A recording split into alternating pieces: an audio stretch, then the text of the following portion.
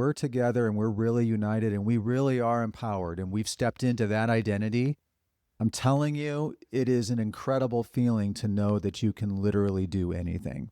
So no matter how big that vision is, no matter how far you want to travel, no matter how much money you want to make, whatever your vision and your goals are, it's possible when you step into this new way of thinking. Welcome to the Extraordinary Purpose Podcast, where we explore some of the truly difficult questions and challenges that parents and their families face every day. Whether it's the sometimes painful process of parenting teens and young adults, navigating relationships with your partner and children, or you discovering your purpose and relationship with yourself, we will bring heartfelt and vulnerable conversations to the table to support and empower you. Our mission is to help you create a lifestyle full of love, passion, adventure, and influence. Here we go. Welcome back to the Extraordinary Purpose Podcast. Is that why you're here? Is that what you're looking for? We hope so. My name is Chris, and as always, I am here with the confident and empowered Erin. How's it going, sweetheart? I'm doing great, babe. How are you? I'm also doing great. Awesome. How are you doing today? Thank you so much for being here. If you're here, hope you're ready for what's going to be another incredible conversation.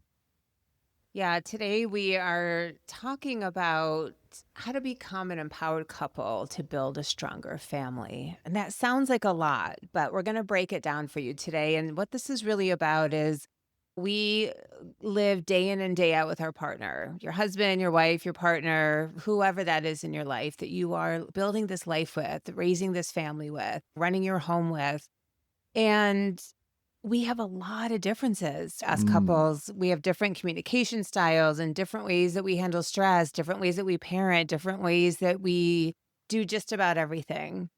And today we're going to talk about how to take all those differences and start to maybe have a slightly different perspective on what those look like. Absolutely. Because if you're married or you have somebody in your life that plays that role of your partner, we all have the ability to be more. And so if you're overwhelmed or you're stressed, or you're right, Erin, there's so many issues and challenges and differences that we have in our partnership dynamic that now is the time to overcome them and unite and come together to make each other stronger. That's what being empowered is all about. And when we are empowered, and I know that's a little bit of an overused word these days, but we're going deeper. We're really going to talk about what that looks like and what it means and how we make it happen. I've always said that relationships are so interesting to me. They're so complex. And when you think about it, two people come together from often very different backgrounds, right? Sure. We're not in the days anymore where people are marrying their high school sweetheart or the person they grew up with down the street. So different backgrounds, different values, different cultures sometimes, different parents, different upbringings, just different. And we come together either when you're younger and you have children together, or like Chris and I, maybe your later relationship in life where you're blending families. But you come together with a lot of differences, and we're expected to just like make this work perfectly. And it's supposed to look like this amazing relationship all the time. And the truth is, it's not. It's challenging. And those differences in the beginning that you thought were cute and sweet and turned you on and made you fall in love with that person, once you get into the throes of everyday life and raising kids, and for us, running a business and running a home and careers and all of these things, those differences can start to become resentments, and you can start to really look at your partner in a different light. They're no longer cute and sweet. It's what drives you crazy about that person. Yeah. And if you let that go too long, those are the very things that separate two people, that have people sleeping in different bedrooms and not talking or passing by like, roommates, or just raising kids together like friends instead of true empowered partners for each other. And so that's what we're going to talk about today, is how do we take all of those differences and see them as strengths, see them as your partner's unique gifts in life, rather than what drives you crazy and what makes you resentful. Yeah. In this case, being empowered is about figuring out how to use those things that might currently drive you crazy about your partner, or cause conflicts day to day in the moments when you're making choices or you're handling a situation. You know those moments when you're rubbing up against your partner's beliefs or their ways of doing things or their ways of thinking. And what we're going to do today is we're going to start the process of flipping that script and using those differences, using the different background, different beliefs, different ways of doing things as a strength to make the two of you so much stronger and to eventually get to a point where you're working together more, you're growing together, and you're excited about the direction that you're moving in together and as a family. So I'm going to go ahead and just share an example from our Yeah. relationship, babe. All And right. this is something that Chris and I struggle with from kind of the beginning. When we got married in June, it's interesting because both of us wrote something about this in our vows, Hmm. and it came out very organically about how now see this as something beautiful in each other. And Chris, we have always joked that he's kind of the budget guy and he keeps us on track. And there was a time where when you were first kind of building a life together, I felt like he was like kind of looking over my shoulder to see what I was spending, and it was driving me crazy. And I would get on him about being a penny pincher and be having too Hmm. much of a budget. And we fought a lot. It was a Yeah. problem. And he saw me as somebody a little bit my head in the clouds. I had too big of a dream sometimes, or I just believed like, oh, the money will come and the next step will show itself to us. Don't worry so much. And so I'm saying it now lightheartedly, but it caused a lot of problems for a while in our relationship. And over time, both of us came to see that as a strength in each other. Yeah. I came to see Chris as a very safe space, as somebody who we came from different backgrounds. Chris came from a more corporate background where he had Hmm. a steady income and 401k and all those things that come with that life. I never had any of that. I was a model right out of high school, moved to New York City, traveled the world. I was very whimsical. I spent how I wanted. So I didn't have any of that financial background. And so I came to see him as a very safe space, as somebody who was taking care of our budget and Hmm. helping to teach me actually how to handle finances in a different way. And he came to see me. Why don't you tell me how you came to see me No, at the so it's time? interesting that you're sharing that because when I first met Erin or you, that was something I was really attracted to because it was so much different than me in the way that I currently thought about things. And you were a dreamer and you were in the moment and you were a little impulsive, right? And I, but when you Little first, bit. but no, I loved it because it was like a breath of fresh air and full of life and full of hope and full of possibility and full of excitement and adventure and like all of those things woke me up in a lot of different ways because as Erin said, I mean she kind of painted me as a very boring guy, but I did I have my not. moments, but she's right though. And so I think that, you know, as we have moved forward in our relationship, there's been moments where that initial excitement of those differences it caused conflict. Caused Hmm. conflict with our parenting and how we handle situations, how we handle money and so on and so forth. But I will say, and this kind of gets us to one of the first ingredients that helps us become an empowered couple or maintain that connection that I think makes us who we are is having a shared vision. Hmm. So if you want to know what makes your differences a strength and then some, it's having a shared vision, meaning that individually, and Erin had a dream when I first met her. I had a dream when I first met her. We Hmm. shared that with each other when we first met, our first dinner together. But very quickly, as we fell in love and we connected and we got to know each other, we came up with our own dreams and vision together. That, by the way, inspired us and motivated us and brought us closer together than ever before. And so, what Erin is saying is that when you have that shared vision, all of a sudden those differences become such a strength because you're like, we need each other. Everybody has different perspectives and different experiences and different ways of thinking and doing things. You need that, but you got to be open minded to. I was just going to say you have to be open because the truth is the conflict that caused between Chris and I, what was it? It was fear. Sure. And so my being the way I am organically and naturally, when it woke something up in Chris, it scared him a little, right? Because he had lived a certain way for a long time. Now, Chris, you are an adventurous person, a big dreamer. That's what attracted me to you. So I know I painted you a little like the budget Wah, guy. wah. Sorry. Corporate Chris. Corporate Chris. I wouldn't have ended up with corporate Chris, That's though. true. But the point is that it was a little scary for him and vice versa, right? When he was trying to keep things on track for us, I felt judged and kind of stupid and Yeah. like I didn't know enough about money or that he was judging me somehow. When we started to see each other's different qualities as strengths rather than differences or fear based judgments, it changed everything for us. And that's no longer an issue anymore. Now we have come together and I'm a little bit more like Chris now, and he's a little bit more like me. And that's really what this is all about. Yeah. No, absolutely. And I know we've shared this before, but Erin and I, we try to come together every single week to talk about our future, talk about our goals, talk about our vision. Because the more you avoid it or the more you don't connect with it, the more that you lose touch with it, but also with each other. Because remember, that's the one thing that's going to bring you together.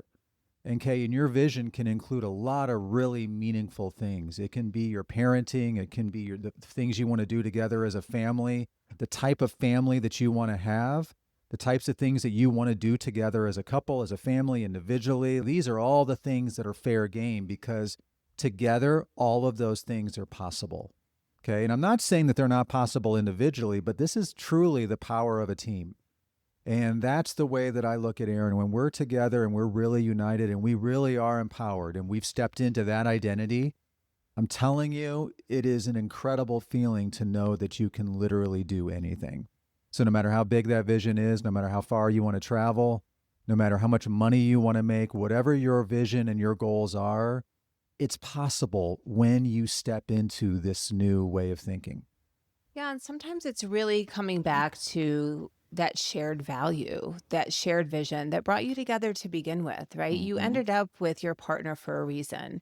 And Chris and I, we struggle with different things in life. We all have our vices, our struggles, the things that haunt us, the things that we have to overcome and get through. And he and I both have those. You and your partner have those things. But at the end of the day, what Chris and I share, like he said, is growth Yeah. and expansion. And that value is what we learned about each other when we first met. It's the foundation of our relationship and our life together. So when everything gets to be too much, and trust me, we're just like you guys. We have moments where we're like, I don't Hmm. know if I can do this anymore. This is a lot. I'm out of here. I didn't sign up for this shit, right? We all have those moments. And if you've been married for like 30 years, you're like, this isn't what I signed up for 30 years ago. But we always come back together and remember. And for me, it's going out for a walk in the forest or in Hmm. my meditation when I get quiet with myself and I reflect on him and the love we share. What I come back to is that value of growth and expansion. And I know that if we continue to hone in on that value and come back to that value, all the other stuff, as they say, is just noise, right? Even the hard stuff, even the stuff that feels insurmountable is possible when you come back to that value. And you know what that really emphasizes? Because I think some of us are probably thinking we don't have a vision. We don't have a purpose yet together, individually, together as a family. So we're starting from there. So what Erin just said is really important because the first conversation or the first things that you two can start to discuss and get clarity on are your values. And so Erin said, ours is growth, it's passion, it's connection, it's traveling. We have rituals that we do, fitness and exercise and challenging ourselves in different ways. These are some of our values that, by the way, once we got clear on those, we were off to the races when it came to saying, what do we have to do in terms of a vision and a purpose to really bring those to life and make those really a real possibility. And so that's how you get to your vision is you start with establishing what those values are. And you can do them individually, you can do them together, you can do them as a family. All three of those ways are really important so that you can start to feel yourself again as individuals, as a couple, and you can start to get excited about your future. Yeah, because the truth is, what we're talking about here, circling back to the beginning, is how we respond to everyday life. When things get chaotic, when our teenagers and young adults are driving us nuts or making us second guess ourselves, or everything feels like it's falling apart. Chris and I know the difference when we respond or react to everyday circumstances, Mm-hmm. when we're not united, when we don't feel empowered, when we have forgotten our shared values. It's very different than when we remember. Yeah. We're lethargic, we argue, we nitpick, we're resentful. The house just has an energy about it that doesn't feel good. And for some people, you've been living like this for a really long time. But when you take the time to slow down and get back to what your values are, what your partners are, come together, find out what of those values do you really share together. When you start responding to all of this chaos of life, raising teens and young adults from that place as more of a united, empowered front, what a difference in how you show up. Your energy changes, your home feels lighter. It's like the clouds part, the sun shines through the windows again. You know what I'm talking about. You feel good again. You feel like you can take on anything individually as a couple. And that's what we want for all of you. That's what we want for us. And it's not going to happen 24/7. We have to work at it all the time. But what we want to share today are the steps to help you get back to that place. Yeah. So it's not just knowing what your values are, having that vision. It's also knowing how to align and connect with those values every single day, in those moments every single day that we talked about when we first started talking today. When there's going to be tension, there's going to be conflict, there's going to be a hard decision or a hard choice to make. There's an issue with our kids, which how often does that happen? Probably almost every single day where there's something that needs to be handled. And what we're saying is that when you're an empowered couple and you're in alignment with your values, this is what helps you stay grounded in those moments. And Erin's absolutely right. The energy is completely different. And that's not only helpful for you, but it's helpful for everybody in your house. Mhm. And so your kids are going to see it, they're going to feel it, they're going to notice the difference, they're going to respond differently. You can see how this starts to play out. Yeah, because your kids, as we always say, they're always watching, they're always listening, they're Yeah. always feeling the energy in your home.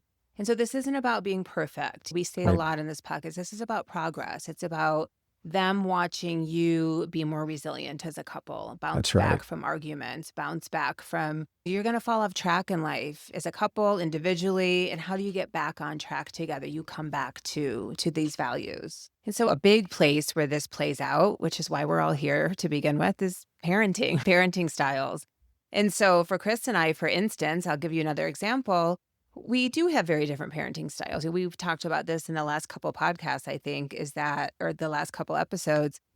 Chris is very patient and very laid back when it comes to parenting. And I sometimes see that as him being passive and he's not doing Mm-hmm. enough. And we're a blended family. Sometimes I want him to be more of a co parent with me, with my kids. And it's just not always his style. He has his own parenting style. And so when I get frustrated and resentful, it comes out like that. I call him passive and he's not doing enough and it drives me crazy. But when I get back to myself and I take the time to connect with myself and I can see his patience and his parenting style is his strength. It's a gift for our family, Yeah. actually, because then there's me who's wanting to fix everything immediately and I'm on top of everything almost too much all the time. That can cause chaos and that can make everyone in our house feel very on edge at times. And so there is this dance that Chris and I can do together, and there's this ebb and flow. And if we can see those parenting styles as strengths rather than the things that drive us crazy and built up resentments over time, our kids are watching that all the time. They're seeing that what we're seeing in each other. Yeah, I wrote an article a couple of days ago, babe. I think it was all about just how to change your perspective. Mhm. So I think sometimes we get stuck in our stories, stuck in a certain way of thinking about someone, certain habits and patterns and things like that. Really easy to kind of fall into that. And when you're able just to kind of step back for a minute and shift your perspective, and what you just said there is exactly that, is something that initially can be perceived as, I don't like that, or that doesn't work, or I don't agree with that, or whatever the case may be. All of a sudden realize that, oh, I actually see that, I see how that can be helpful. Mhm.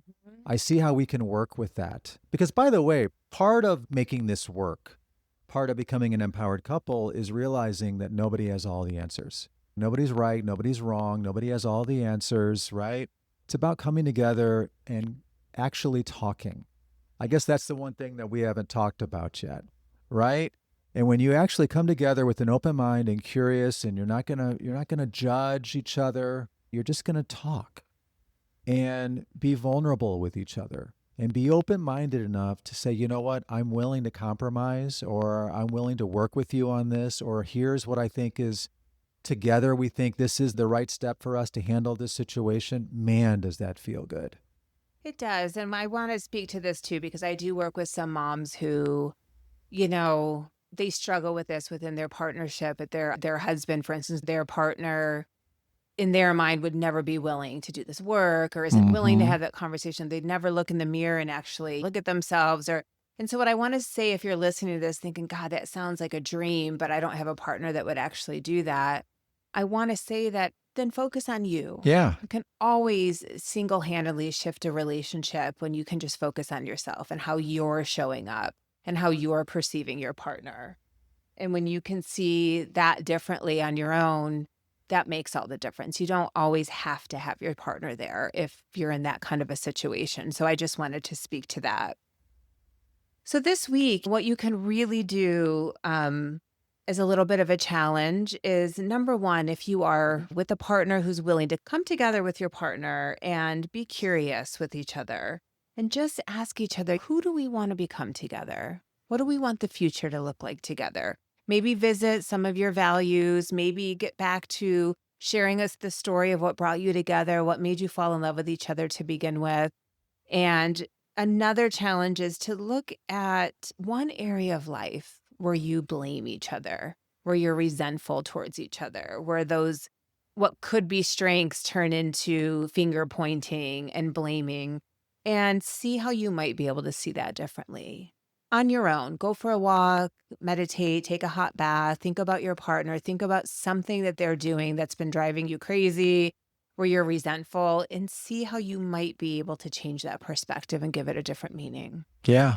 And one conversation can make such a big difference because it's going to get this process started. And man, that in itself is such a good feeling. Now, it's not going to solve all your problems. It's not going to immediately bring you together and make everything better, but it's going to be a step in the right direction. And something that I want for all of us to always remember is that the name of the game is consistency. And so if you have this one conversation, schedule a weekly conversation so that each conversation, it's building on each other. You're coming a little bit closer. Each time you start to work through this, it does take some practice, and you'll learn how to communicate this way. You'll learn how to shift your perspective and start to remember what you love about each other. That vision for your future will start to get clearer and clearer and clearer. And the more that that does, by the way, the more excited and hopeful both of you are going to feel. Love that. All right, guys, thanks so much for tuning in. Love all of you. Hope you have a great week. We'll talk to you soon. Love you guys. Have a good week. Take care. Bye. Bye-bye. We are so thankful for you and your beautiful family and hope you found something inside today's episode that brought you hope, inspiration, and most importantly, a path forward. If you're interested in evolving your relationship, giving your kids the most important gift of personal growth and development, or are a mom looking to reconnect with your confidence and become empowered in all areas of your life, then schedule a discovery call with us today. Our mission is to help as many families as possible find their purpose, and that starts with you. See you in the next episode, my friends.